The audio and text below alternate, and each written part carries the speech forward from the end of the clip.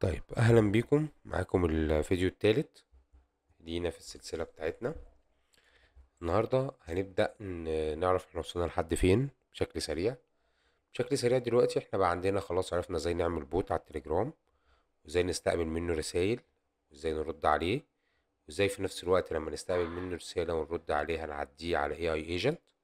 وابتدينا نشوف في ال AI agent دوت ازاي نربطه بموديل معين، وازاي بعد كده يبقى ليه ميموري. وحاليا دلوقتي لو في التجربة بتاعتنا ديت احنا وصلنا لحد لما احنا بقينا ناخد رسالة وناخد تكست ونرد عليها بتكست. حطينا في النص AI agent، بس برضو احنا ستيل احنا بناخد تكست. احنا عايزين، لا، احنا عايزين بقى البوت بتاعنا دوت يبدأ ياخد اكشن اكبر من كده. خلينا ناخد مثلا اكشن بسيطة جدا. نخلي مثلا ال AI agent بتاعنا او البوت الصغير بتاعنا دوت يبدأ مثلا يبعت لنا، يقدر يأكسس الجيميل ويبعت لنا ايميل عن طريق الجيميل. فدي فكرة بسيطة جدا. يعني احنا كل اللي احنا عايزينه ان احنا عايزين لما نقول للاي اي ايجنت بتاعنا ابعت لي مثلا ايميل للايميل الفلاني بالرسالة الفلانية، يبدأ يستخدم الكلام ده. طيب، دي هيخلينا نبص لتالت نقطة عندنا اللي هي التول. التول ديت اللي مقصود بيها ايه هي الامكانيات اللي انا هقدر اديها للايجنت بتاعي عشان خاطر الايجنت بتاعي يقدر يطور من نفسه، يبقى ليه امكانيات اكبر منها. فبسيطة جدا، لو ضغطت على التول من هنا ولي اضغط هنا، هكتب كلمة جيميل واسيبها له زي ما هي دلوقتي. يعني خلينا دلوقتي هنسيبها زي ما هي، وبعد كده هوريكم ازاي نبدأ نشغل الكلام ده. بس كل اللي احنا عايزينه، بصوا شايفين تو ديت او كاتب له، بصوا شايفين ضغطت على العلامة اللي هي ديت اللي هي علامة ال AI، اضغط عليها واضغط على على التو والسبجكت والمسج بالشكل ده. انا هنا كل اللي انا عملته ان انا ضفت نوت جديده اسمها جيميل، وبعد كده لما بصيت على الجيميل لقيت عندي فيه 3 نقط اللي هو التو والسبجكت والمسج، شغلتهم له تبع ال اي. طبعا يعني هي كخطوه مبدئيه احنا اتفقنا ان احنا عندنا حاجه اسمها كريدنشال. كريدنشال ديت اللي هي الصلاحيات اللي حضرتك بتديها لل ان عشان يبدا ياكسس الجيميل بتاعك او ياكسس الجيميل اللي انت عايزه. دي هيبقى ليها فيديو منفصل ازاي يشرح اللي احنا بنضيف الكريدنشال بتاعت الجيميل. بس ولو ما عملناهاش ممكن برضو تبص عليها في اي من الفيديوهات اللي موجودة على اليوتيوب.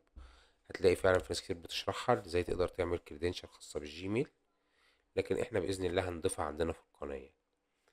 طب تو دوت تقدر الايميل انت عايز تبعته له السبجكت والايه والمسج. طب انا دلوقتي يعني لما بحط له كلمة شكل الاي اي دي اللي هي defined automatically يعني، دي بخلي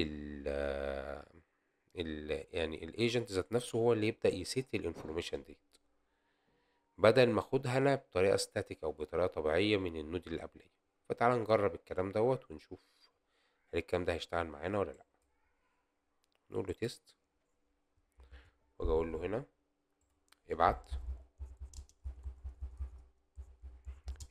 ايميل الى محمد عبد الرحمن على ايميل freelancer at gmail.com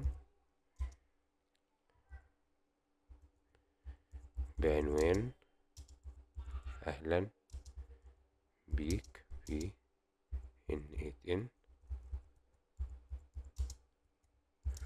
والموضوع اهلا اهلا.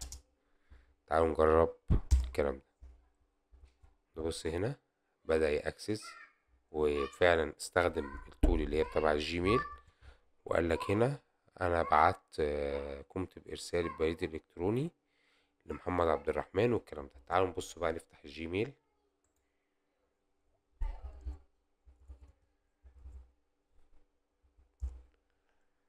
نلاقي فعلا الايميل اهو اتبعت، والايه السبجكت اهوت ايه موجود، وده الايه العنوان بتاع الايميل. ف اهلا بيكم في ان 10. انا شايف من الدرس الثالث وصلنا اهو ببساطه جدا.